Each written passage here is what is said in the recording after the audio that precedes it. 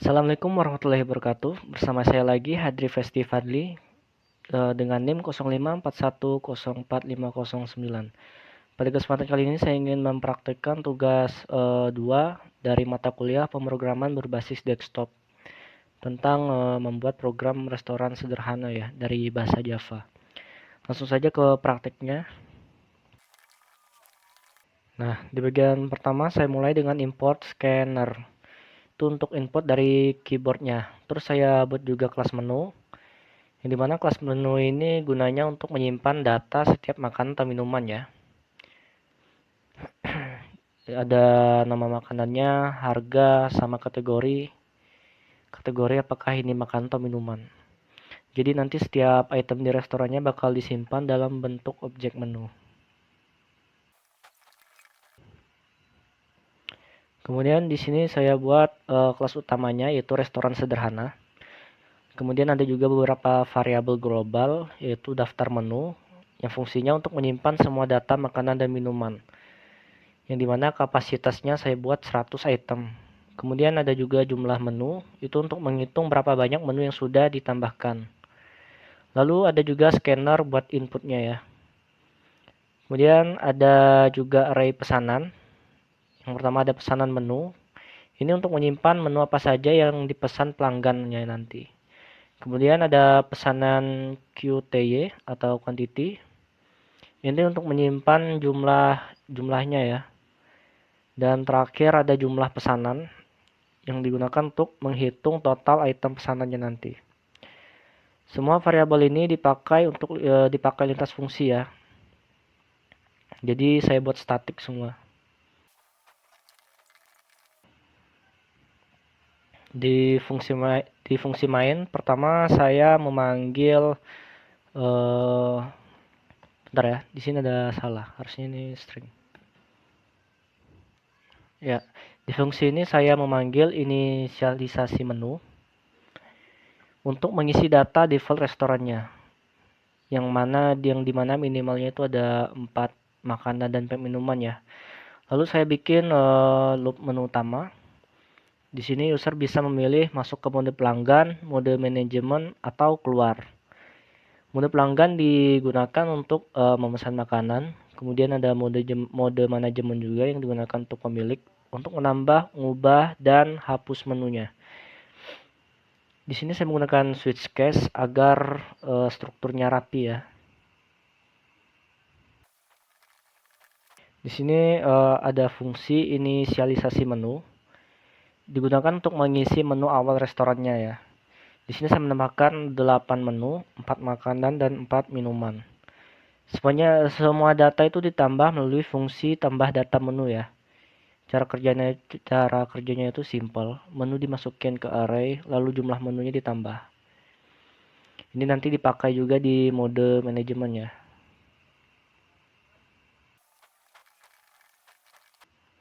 Kemudian di sini saya pisahkan tampilan makanan dan minumannya.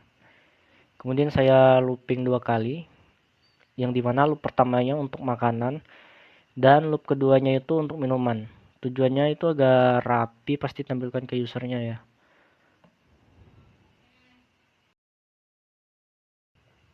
Di mode pelanggan, di sini usernya melakukan pemesanan, yang dimana user mengetik menu, kemudian program akan cari, dan kalau ada, user akan disuruh mengisi jumlah.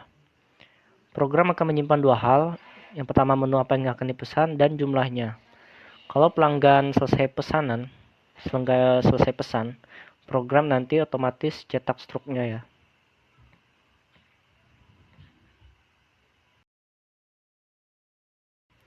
Nah, ini tuh bagian inti dari perhitungan harga, yang dimana program akan menghitung subtotal seluruh pesanan, kemudian ada pajak 10%, ada biaya layanan juga 20.000, kemudian ada diskon 10% jika total belanjanya itu lebih dari 100.000, dan terakhir itu ada bonus minuman jika totalnya lebih dari 50.000. Setelah semuanya dihitung, baru nanti akan ditampilkan sebagai struk.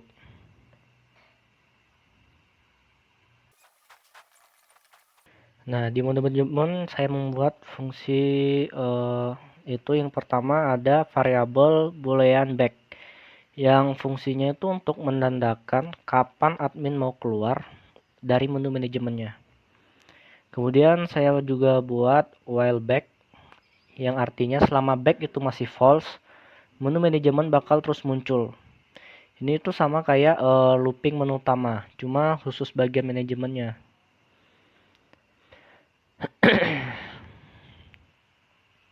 Di dalamnya ini ada print 4 opsi ya. Yang pertama tambah menu, ubah harga, hapus menu atau balik. Terus inputnya itu saya simpan ke variabel fill.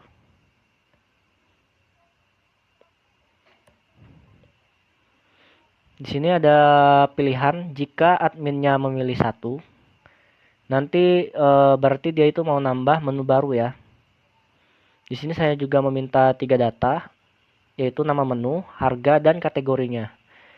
Input harga saya parse ke double karena harganya itu berupa angka.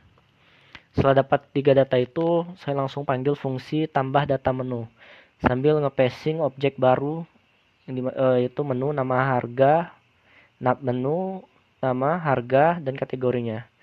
Jadi tiap kali admin mau nambah menu, objek baru itu langsung masuk ke array daftar menu.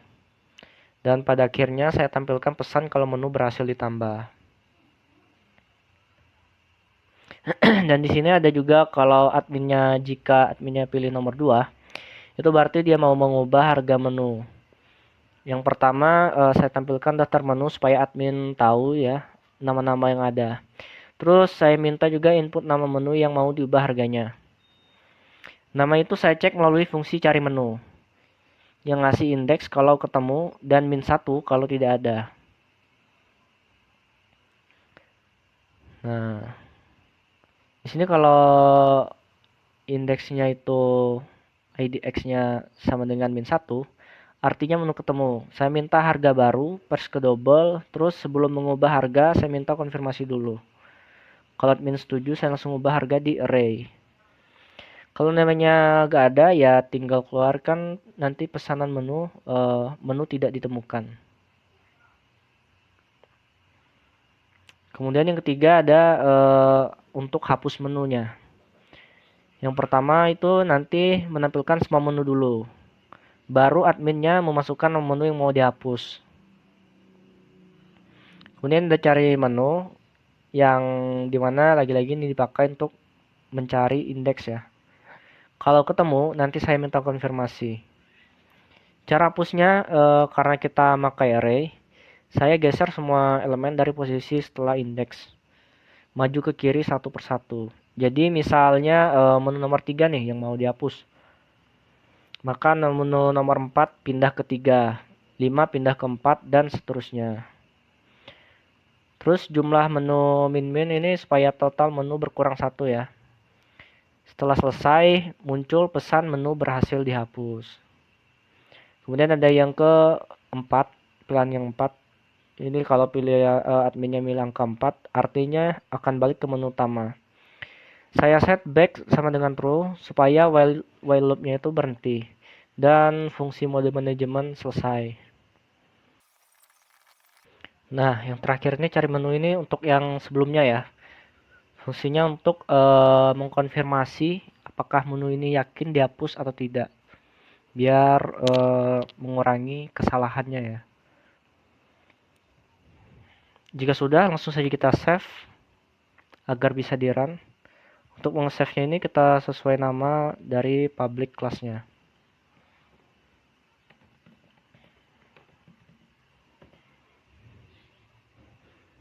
Sudah di save langsung di run. Nah, di sini sudah berjalan. Langsung saja kita maximize lebih luas. Kita coba menu pelanggan, ketik 1. Ini kita coba pesan ayam bakar sebanyak 4. Kemudian kita juga ingin memesan ayam madu sebanyak 2.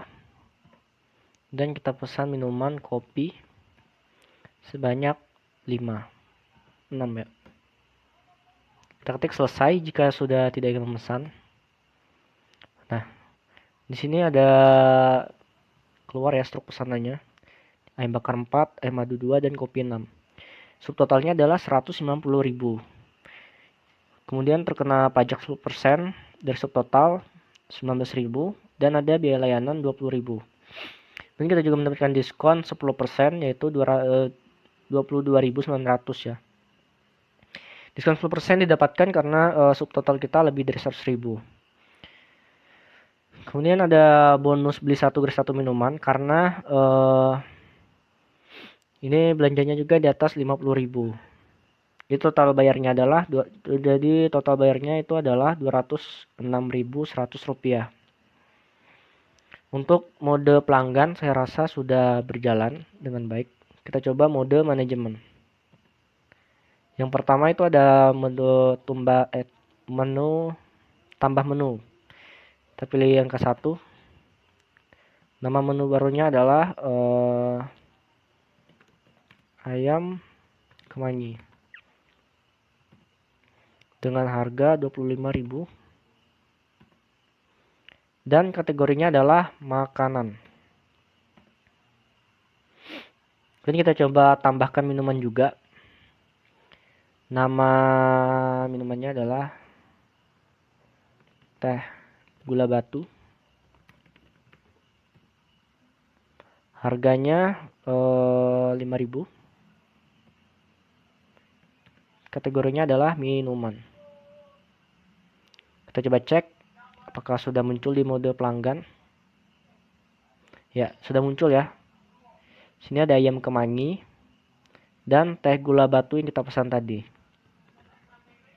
Kita coba kembali ke mode manajemen. Kita coba yang ubah harga. Di sini saya juga ingin mengubah harga dari ayam madu ya.